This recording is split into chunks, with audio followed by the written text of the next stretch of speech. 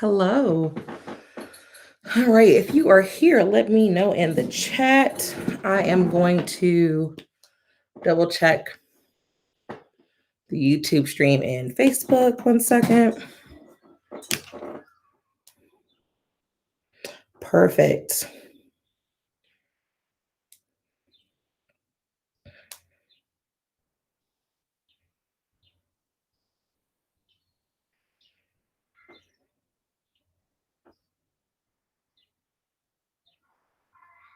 Awesome. Perfect. Okay. We're good to go.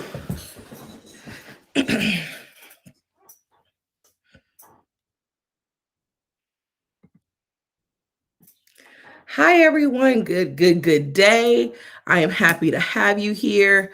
We are going to get started on our webinar or our live class on how to set up monetization.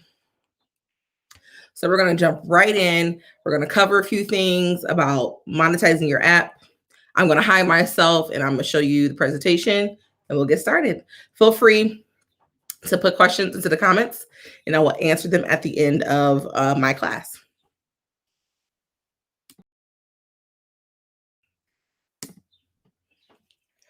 All right. Welcome to Nix Code Academy, how to set up monetization for your mobile app. Today, we are going to discuss in-app purchases,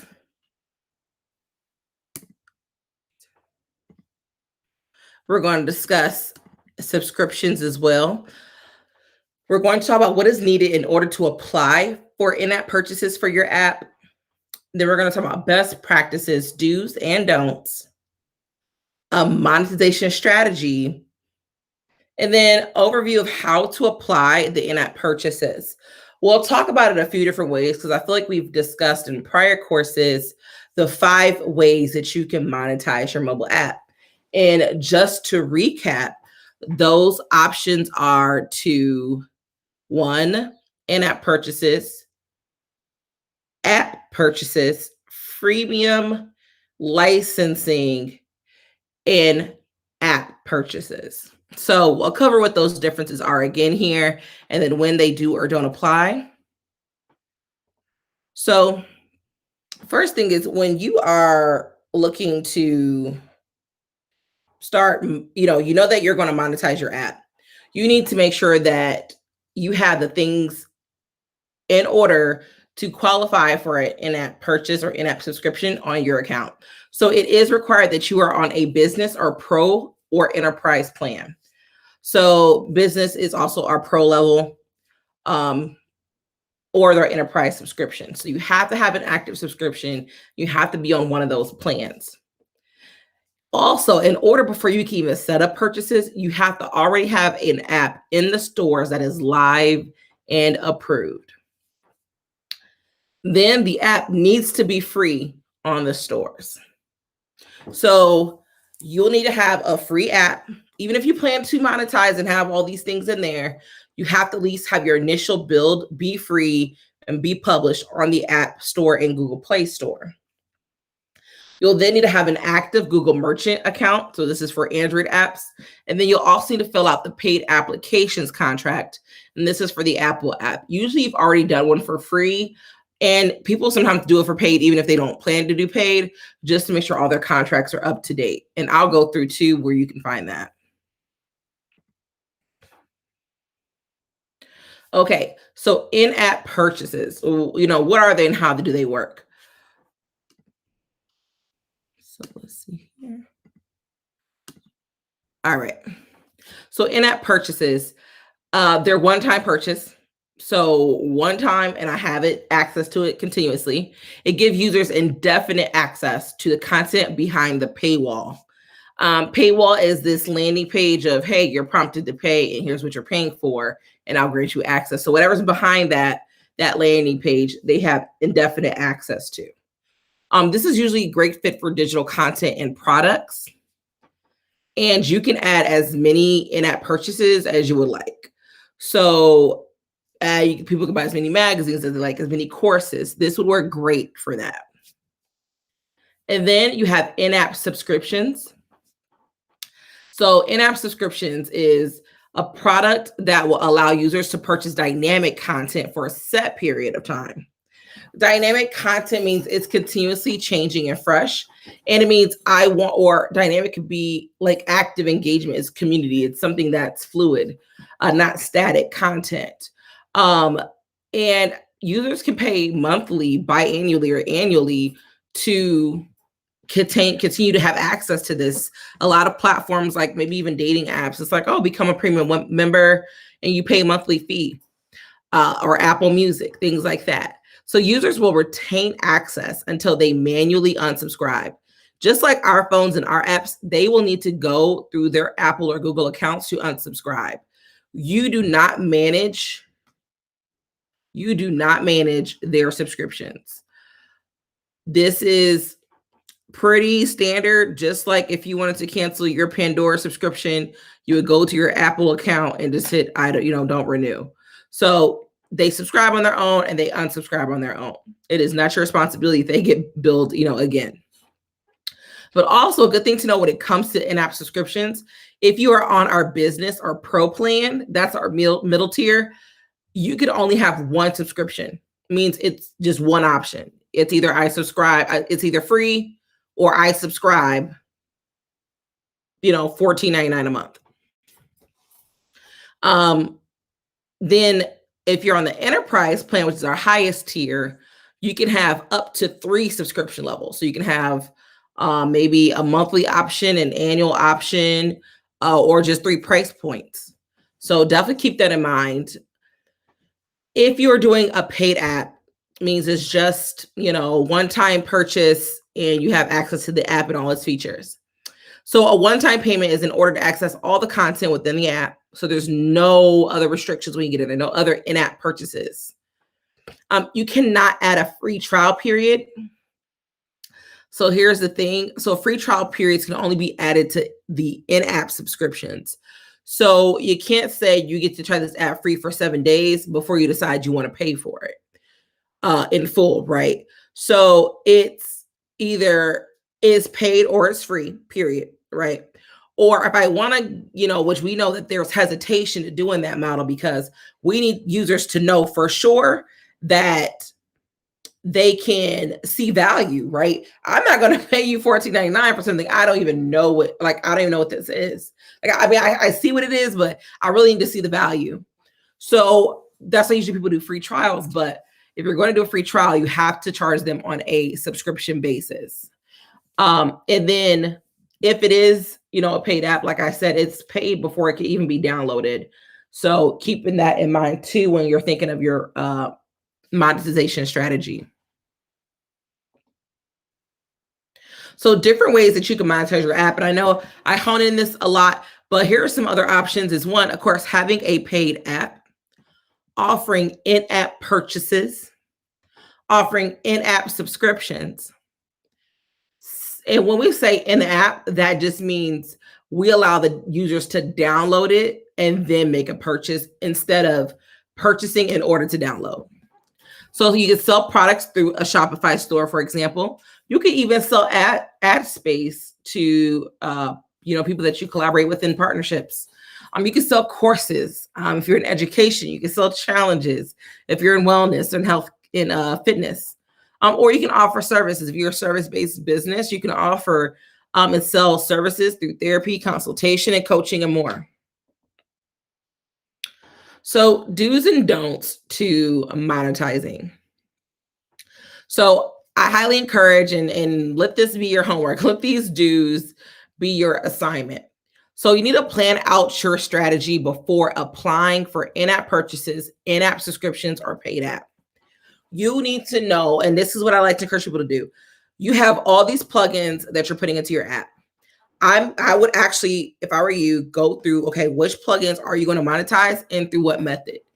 You obviously know through what we just discussed, you're going to have to probably pick one method, means, or sometimes one method. So example, if you're going to have a free app, you know that you can't then do a paid app, but you can do a free trial to the in-app subscription. You really need to know, okay, how am I going to play this out? Which method am I going to take? I can't, offer a paid app and, still want free or still want subscription or somewhere. I can't have a paid app, but then I'm still upcharge for other things in the app. And there's a little tiny workaround, but we'll cover that too. But plan out what it is. I like to list out all my plugins. And then in those plugins, I like to address, here's where I'm going to monetize and for how much. If it's an in-app purchase, what's that one-time fee? Or is it something that needs to be included in my subscription bundle? So decide which content your app you would like your users to pay for. Is it the courses? Is it access to a directory? Is it challenges? Is it access to groups and find other people? Think about all the things that users would do and which you need to lock down and monetize on. Make sure paid content offers values that users will want and need. I would not recommend locking down your MVP. This is your minimum viable product. This is the solution solver. This is why I download the app in the first place. Usually the benefit that people get, that's what should be accessible through the download or the initial purchase. If you're going to then lock things down with monetizing, it needs to be those things that make me have an even better experience, that make things more accessible or gives me more access, right? So what this means is, that's great that I can see this directory, but I can't contact anybody until I make this purchase. So, it's okay. I still give value because I can see the information. Like I got access, but my access is still limited until I upgrade or pay additional premium. So have both free content and paid content when you're using in-app subscriptions. So subscriptions are really great to have free content, right? Like let's say Bumble, it's a dating app and I can swipe and find people all day. But I need a paid subscription in order to see who liked me. I need a paid subscription to go back and like other people that I may accidentally swipe, left on and rejected. And so people may find value in that. It provides a better experience if I was to pay for this. So clearly state what kind of content users will be getting. So as you're writing out your description and you start to offer paid purchases, subscriptions in the app, when you start submitting it to the App Store, you need to be very, very clear what they get when they pay for it and the value of it. They will have users see upfront that there is purchasing in the app. And, for all transparency's sake, they need to know what that is. Here's some things that you don't do. You don't want to overprice your subscriptions. And so what we see people have the most success for is monthly subscriptions that could range from 99 cents to $14.99. Now, keep in mind, and in one of the other courses I talked about, I even spent over $100 on a subscription for an annual plan. So monthly, that's fair. But if you're going to do annual, you can then, of course, times that by 12. And then sometimes people discount that annual price because you've, bought it all up front. So, you get more money up front that way. And obviously you'll have a more long-time active user if you can keep them engaged. And usually they can't cancel the subscription until the next year. So even if you do the annual plan, take this 99 cents to $14.99 quote, like number, times it by 12 and still stay within that range for your annual plan. Okay. So I do think that plans like $40 and $50 work, but I'm talking it needs to have immense value. Immense value, and you need to know that audience. I promise you, you need to have such a well-crafted niche audience and know them so and provide such immense value that the price just screams for itself. Because there are people who charge $50 a month for access to their app. And an example of success with those apps are they have had great brand recognition and proven records to help people get results. We could say it's like a marketing masterclass. Someone has, it could be Gary V's marketing masterclass, let's say, for example, who is a renowned like entrepreneur and great motivator. And he says, okay, $50 a month. And I mean, I'm doing live workshops. You have community, we're answering questions, and you get a suite of all my resources. Start applying your business. And you have such a well-crafted audience of people who are struggling with marketing because they're solopreneurs and trying to get their business grown. And you have people who have used your product to scale to 5 to 6, 7 figures. It speaks for itself, and people will pay for that value. You really, really got to know who that audience is. So just want to put that out there because it's not for everybody, and not everybody can launch at that rate at the first initial launch. So it may be starting at this range, but as you start getting results for people, people feeling value, you get stronger brand recognition, you're growing, you're scaling, boom, increase that price, no problem. So another thing is that I'm a little, I go back and forth on this just a little bit, but I'm going to tell you the right way and the compliant thing to do is do not charge for app content outside of the app because it could result in a rejection. You can charge for digital goods outside of the app. And what I mean when I say like we ride the fence on this, because of course, Apple and Google do not want to get sideswiped on any money because they're like, hey, you're using our platform to reach our market of users. They're using our app stores, they're using our device partners. And this is how we make money. And that's why they're so strict on not wanting people to sideswipe them, right? However, if you insist on wanting to avoid the Apple and Google fee, which I will tell you what that is, Apple and Google will collect 30% of whatever you charge through the App Store. What this means is for every in-app purchase, they get 30%. For every time you charge a subscription, let's say it's monthly at $14.99, they will get 30% every month from that user of $14.99. If it's just an app purchase, they will get 30% of every app purchase. Okay. Now, another way that users have, I'm gonna tell you this because this is what it is. But mind you, I'm just gonna state again: the right way and the compliant way is to do not charge for app content outside the app. But you can still charge for people to have access to your app. And when I say that, I mean you could have a website and talk about your app, market your app, people see the app value, demote it, all that good stuff.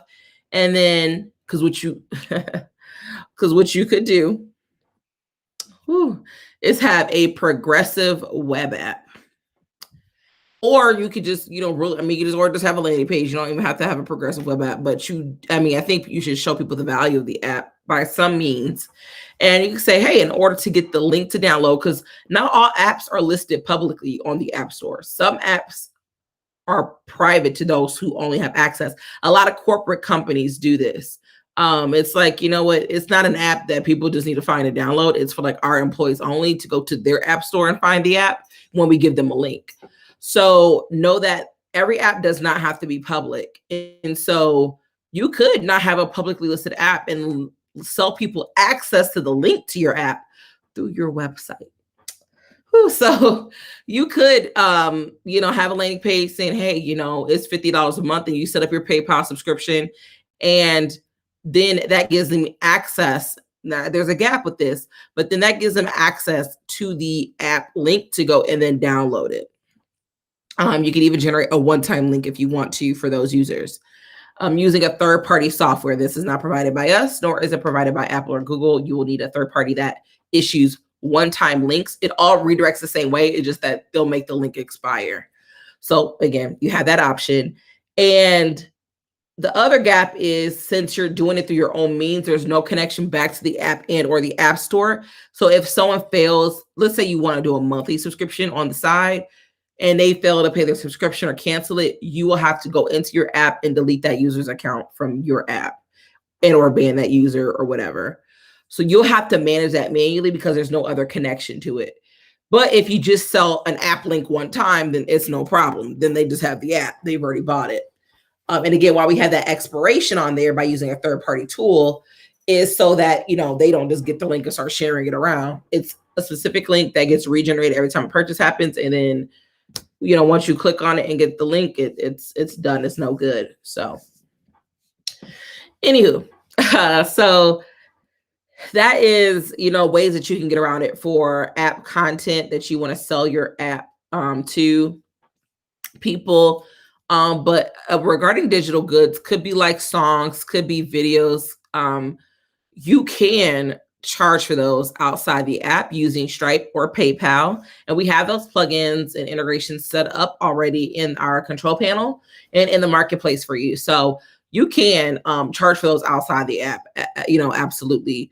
And you also can integrate marketplaces like Shopify, which, that's fine. You can, charge things through Shopify. Now that's for purchasing of physical goods, which then that's all your Shopify revenue and done through Shopify. All the app doing is just integrating that store. It's not touching any income that happens through that store. And I'll also show you some ways to do the purchasing and like the e-commerce piece of the control panel in case you're new and you haven't seen it before.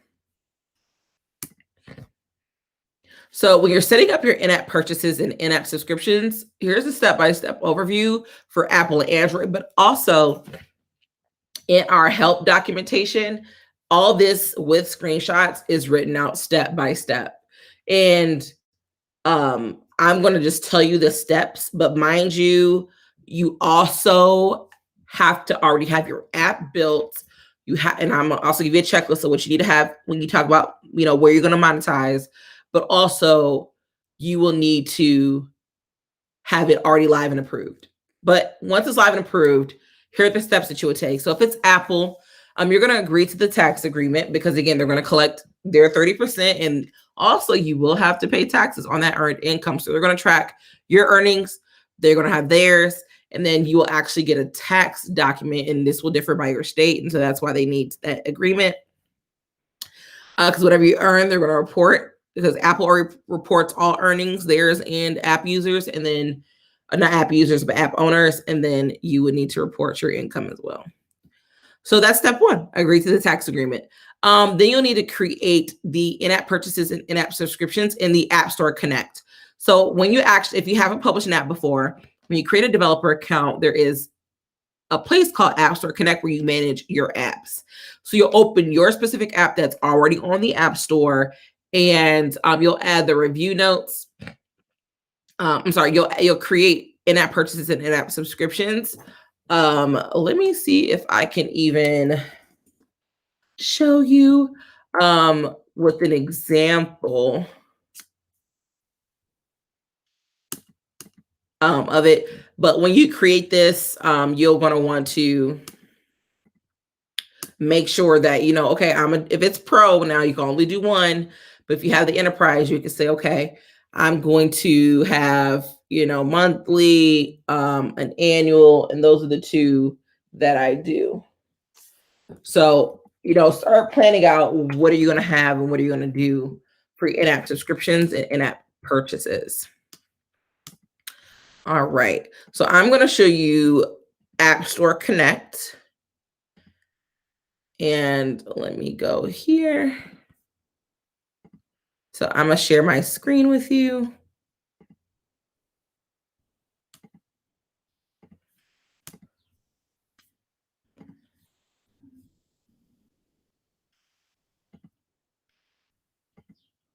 Okay, great. You can see my screen. So in here, it's called in-app purchases. And you can, this is where you would actually go to set up your in-app purchases. So obviously there's nothing there because this app doesn't sell anything. But if you don't have it, it'll say, one, you need to submit a whole new build or binary. So Apple, a new build is called binary, and Google is just called a new app submission. And when you do that, you will submit with the indication that, hey, I'm looking at in-app purchases. But when you do that and it gets approved, right, the new build gets approved, and then, they'll reject it because there's not in-app purchases, but that's normal. They will reject it, but then they'll go back and say, okay, now can you go add your in-app purchasing? We understand what you're trying to do. It's approved. It's approved for more information. I'll say that it's rejected in the App Store, but Apple is ready to review the next steps.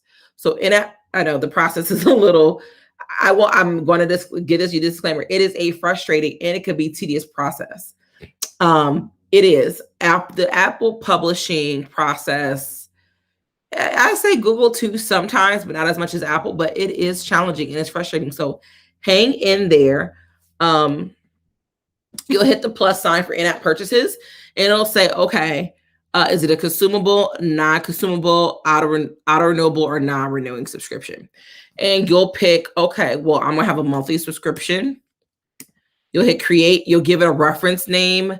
Mind you that this should be something to help you kind of remember what it is. You could say my app, monthly or something.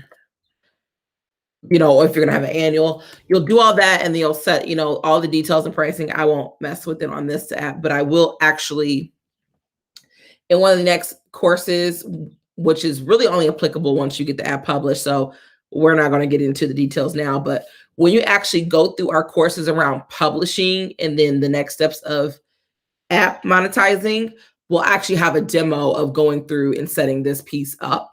But that just wanted to show you the App Store Connect if you've never seen it and where you can actually see under your app those purchases or those options to add in-app purchasing.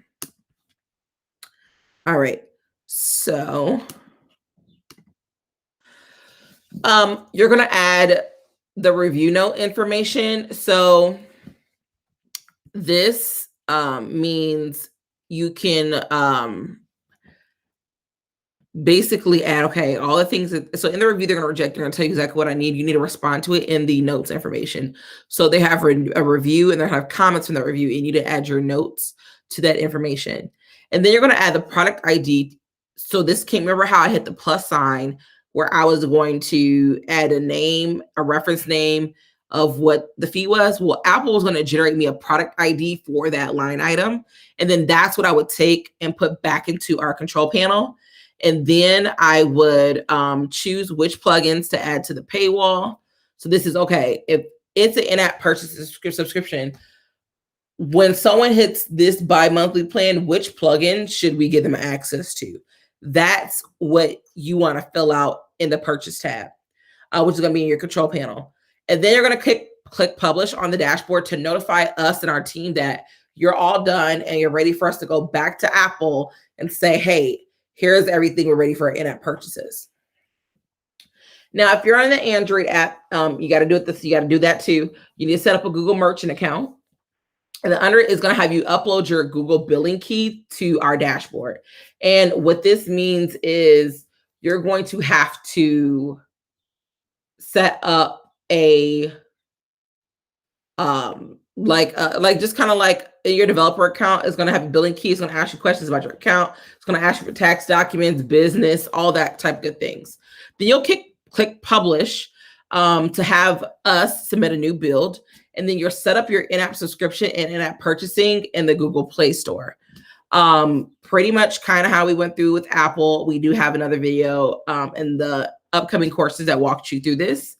So once you set up, okay, this is my monthly plan, this is my annual plan, you get your, you get your keys, then you're going to choose which plugin to add to the payway. Then fill out a purchase tab information. So kind of like you did with the Apple, you'll do it again for the Android, and then you'll click publish to notify us that the Android is ready. Honestly, in this process, you should just do all the Apple 1 through 5, all the Android 1 through 5. Then when you click publish, it just lets us know that we're ready to do both and we can just knock it out versus doing it in silos. So things you should know about in-app purchasing and in-app subscriptions. In order for your in-app purchases and in-app subscriptions to be applied to your app, we need to resubmit your app, okay? So know that you have to build one free with all the bells and whistles still. We'll submit it. It's going to see that you plan to monetize and it's going to reject it. When it gets rejected, we will resubmit it again. In the App Store Connect and on your app, it's important that you are very descriptive as to what the user is purchasing the in-app purchase and in-app subscription for, and where the users can locate the paywall, that landing page of, okay, you're prompted to pay something. And I express this because it will keep getting rejected, and we want this to be a great and easy process for you. And we want you to just make things easy, but we need you to be extremely descriptive. And I'm going to tell you exactly how you can start doing that. So here's what you need in order to submit your in-app purchases and in-app subscriptions, specifically with Apple, because their requirements are a little bit different. So you're going to want to have a screenshot of your app in-app purchases, and it is required. It has to be these dimensions: 640 by 920 in pixels in JPEG or PNG format, but do not have anything transparent on it. Okay. So for everything that you plan to monetize, it could be your courses. Okay. Screenshot that. If you have just a list of your subscription landing page, like, hey, for this amount, you're going to get all these features, I just need a screenshot of that. And then you need to have the following information on that paywall / landing page where people make the purchase. You're going to have to say what your IAP and so in-app purchases and in-app subscriptions entail. Who is it intended for? How much is the purchase or subscription? And then what is the term length, if any? And how can Apple find your in-app purchases and subscriptions? Okay. This is what they need to know. And this app did a really good job of really making something attractive and really informative.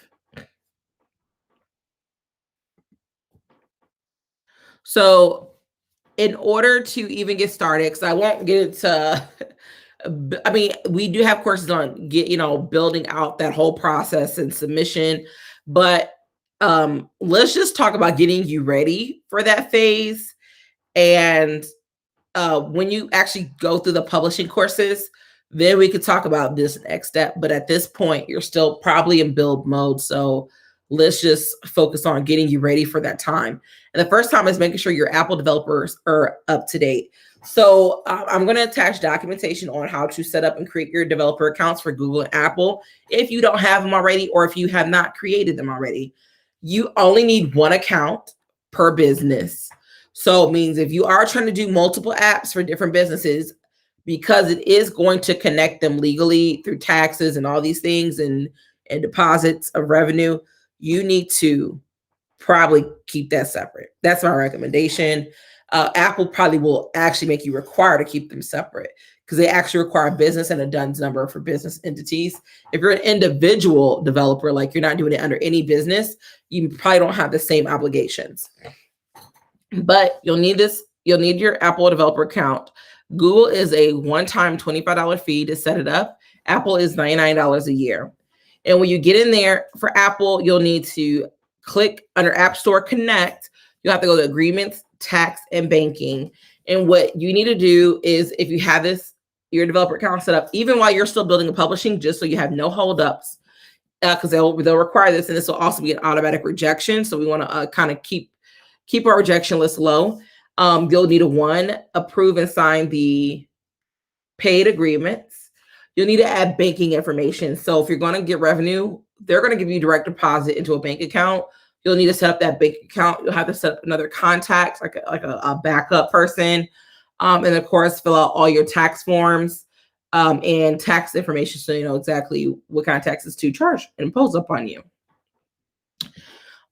For Apple. So go ahead and get that settled, taken care of, and out of the way.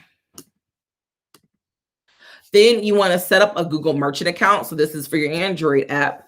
You want to sign into your Google Play Console. So this is the Google Developer account, what that's called. And then when you're in your Google Play Console, you're going to click Download Reports and then go to Financials.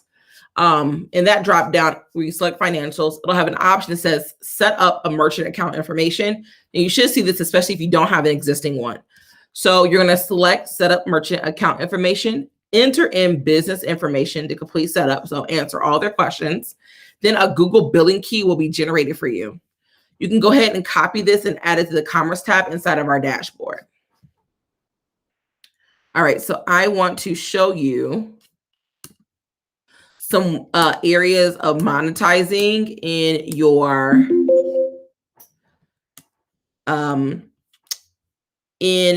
control panel. So there's a couple different ways. I want to show you, trying to think of what apps have them listed. Oh, okay, let's go to this one.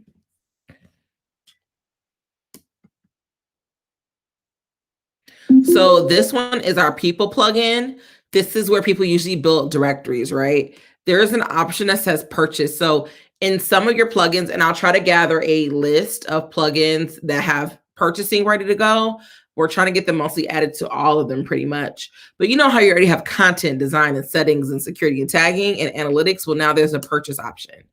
And again, it does prompt you to go to our commerce piece of things to set up your listing of products or submission or subscriptions.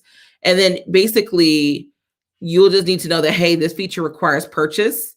If it's a single purchase, and then the terms policy, we actually give you a default right here.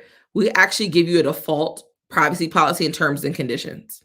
So you don't have to write your own. If you want to, you'll need to actually create your own document and have your own link to a secure thing. It can't be a Google Doc because that's obviously could be changed. It needs to be a link, a secure link available for people to see it if you go your own route, like from your website or something.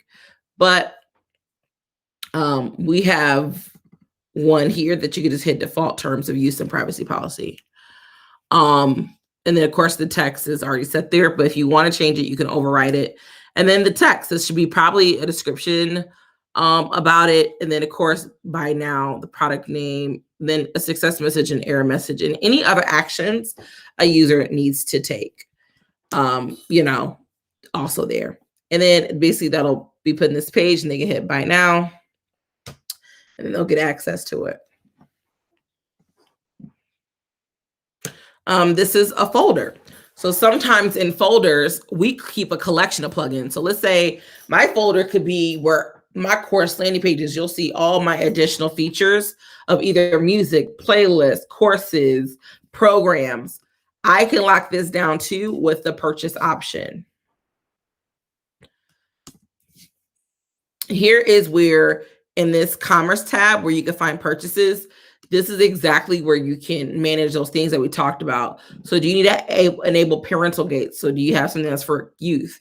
Here's that Google billing key. That's where you're going to enter that at. In your purchase tab, you're going to then name the product. And then when you create your in-app purchases or in-app subscriptions in the developer accounts for Apple and Google, it will generate an ID for you. Here's what you'll paste. So you probably should have the same product for sale or subscription in Apple and in Google. Don't matter if I have an Android app or Apple app. I'm going to get you're going to have the iOS product ID and they're going to have the Google Play Apple product ID. And then you'll just hit add. If you need to simplify, the language, there's also always just things where you can make the language match your brand tone. And then if you ever need help, there is documentation if you select the help button. And that's how you add your purchases. But you'll need to also create your paywall page as well, which also, as you start adding these, you start adding your paywall page of where these can be found. There is a credit system that you can use, but usually it's only for our enterprise level accounts. But if you do have one, there could be managed users to buy credit and tokens. And sometimes games do this, other platforms, because it just makes people feel different than spending their own money. They can say, hey, we'll give you 1,000 credits for $10, right? And then I can then just use credits to unlock things in your app, right? 1,000 credits, but each course is 100 credits, right? So you can do it that way. It also has a And of course, there's help documentation on how to use the credit system too by clicking the help button. If you have this enabled, which will require the enterprise level plan. But this is the other great way too. People's like, okay, $10. I thought that's all. That's in my mind. I could take 5 courses or 10 courses or something. They feel value in that, and this may be a good way if it fits your business model. So consider that as well. All right. So I just wanted to make sure, we are good on that and that you feel like you understand a bit about monetizing and how to do your in-app purchasing and managing those things. I appreciate you being here for this course, and I hope that if you have questions, check out our help documentation, ask questions in the community on Facebook, and be happy to help and answer any questions that you may have regarding monetizing your app. Again, in the later courses around publishing, you'll also get to talk about this again, but actually walking through setting them up. But hopefully this now has you prepared to take that step to planning your strategy, to planning your pricing, and start setting up your accounts and enabling your merchant billing. All right. Have a good one. Take care.